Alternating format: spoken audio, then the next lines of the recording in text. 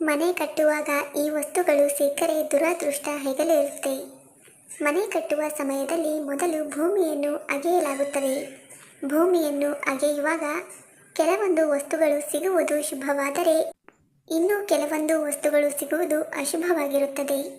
ಮನೆ ಕಟ್ಟಲು ಭೂಮಿಯನ್ನು ಅಗೆಯುವಾಗ ಇವುಗಳು ಸಿಗಲೇಬಾರದು. ಯಾಕೆ ಗೊತ್ತಾ? ಈ ವಿಡಿಯೋ ನೋಡಿ. ಪ್ರತಿಯೊಬ್ಬ ವ್ಯಕ್ತಿಗೂ ತಾನು ಸಾಯುವುದರೊಳಗೆ ತನ್ನದೇ ಆದ ಸ್ವಂತ ಮನೆಯೊಂದನ್ನು ಕಟ್ಟಬೇಕೆನ್ನುವ ಆಸೆ ಇರುತ್ತದೆ. ಇದಕ್ಕಾಗಿ ಅವನು ಸಾಕಷ್ಟು ಶ್ರಮಿಸುತ್ತಲೇ ಇರುತ್ತಾನೆ. ಆದರೆ ಎಲ್ಲರಿಗೂ ಅವರ ಶ್ರಮಕ್ಕೆ ತಕ್ಕ ಪ್ರತಿಫಲ ದೊರೆತು ಮನೆಯನ್ನು ನಿರ್ಮಿಸಲು ಸಾಧ್ಯವಾಗುವುದಿಲ್ಲ. ಇನ್ನು ಕೆಲವರಿಗೆ ಮನೆ ಕಟ್ಟುವ ಯೋಗ, ಶ್ರಮಕ್ಕೆ ತಕ್ಕ ಫಲ ಎಲ್ಲವೂ ಇರುತ್ತದೆ. ಮನೆಯನ್ನು ನಿರ್ಮಿಸುವಾಗ ಉಂಟಾಗುವ ಈ ಸಮಸ್ಯೆಗಳು ಅವರ ಜೀವನಕ್ಕೆ ಕೆಡಕನ್ನುಂಟು ಮಾಡುತ್ತವೆ.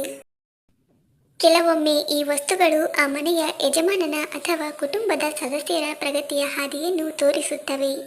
ಇನ್ನು ಕೆಲವೊಮ್ಮೆ ಉತ್ಖನನದ ಸಮಯದಲ್ಲಿ ಕಂಡುಬರುವ ವಸ್ತುಗಳು ನಿಮ್ಮ ಜೀವನದಲ್ಲಿ ತೊಂದರೆಯನ್ನು ತರಬಹುದು.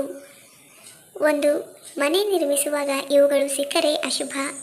ಮನೆ ನಿರ್ಮಾಣಕ್ಕಾಗಿ ಭೂಮಿಯನ್ನು ಅಗೆಯುವ ಮುನ್ನ ನಾವು ಮನೆ ನಿರ್ಮಿಸುವ ಸ್ಥಳವನ್ನು ಮೊದಲು ಶುದ್ಧೀಕರಣ ಮಾಡಿಕೊಳ್ಳಬೇಕು. ಇದರ ನಂತರವೇ ಮನೆಯನ್ನು ನಿರ್ಮಿಸಲು ಮುಂದಾಗಬೇಕು. ಮನೆಯನ್ನು ನಿರ್ಮಿಸಲು ಭೂಮಿಯನ್ನು ಅಗೆಯುವಾಗ ಮೊದಲು ನಾವು ಭೂಮಿಯ ಮಧ್ಯಭಾಗದಲ್ಲಿ ಅಗೆಯಬೇಕು. ಯಾವುದೇ ಮೂಲೆಯನ್ನಾಗಲಿ ಅಥವಾ ಇನ್ನೆಲ್ಲೋ ಆಗಲಿ ಅಗೆಯುವುದರಿಂದ ಯಾವುದೇ ಪ್ರಯೋಜನವಿಲ್ಲ. ನಾವು ಮನೆ ನಿರ್ಮಿಸಬೇಕೆಂದುಕೊಂಡಿರುವ ಜಾಗದ ಮಧ್ಯದಲ್ಲಿ ಭೂಮಿಯನ್ನು ಅಗೆಯಬೇಕು. ಇದಕ್ಕಾಗಿ ಭೂಮಿಯನ್ನು ಅಗೆಯುವ ಸಮಯದಲ್ಲಿ ಬೂದಿ, ಭಸ್ಮ, ಕಲ್ಲಿದ್ದಲು, ಹಾವು, ಹೆಬ್ಬಾವು ಮತ್ತು ಗೆದ್ದಲುಗಳು ಸಿಗಬಾರದು. ಇವುಗಳು ಸಿಕ್ಕರೆ ಅದನ್ನು ಅಶುಭ ಎಂದು ಪರಿಗಣಿಸಲಾಗುತ್ತದೆ. ಇಂತಹ ಸ್ಥಳದಲ್ಲಿ ಮನೆಯನ್ನು ನಿರ್ಮಾಣ ಮಾಡುವುದರಿಂದ ಮತ್ತು ಅಲ್ಲಿ ವಾಸ ಮಾಡುವುದರಿಂದ ಆ ಮನೆಯ ಯಜಮಾನನ ಅಥವಾ ಕುಟುಂಬದ ಸದಸ್ಯರು ರೋಗ, ದುಃಖ ಮತ್ತು ಸಂಕಟಗಳಿಗೆ ಒಳಗಾಗುತ್ತಾರೆ.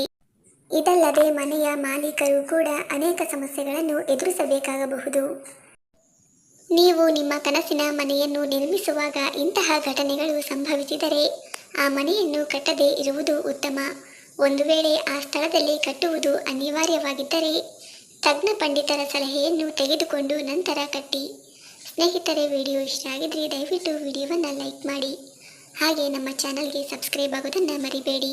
ಧನ್ಯವಾದಗಳು.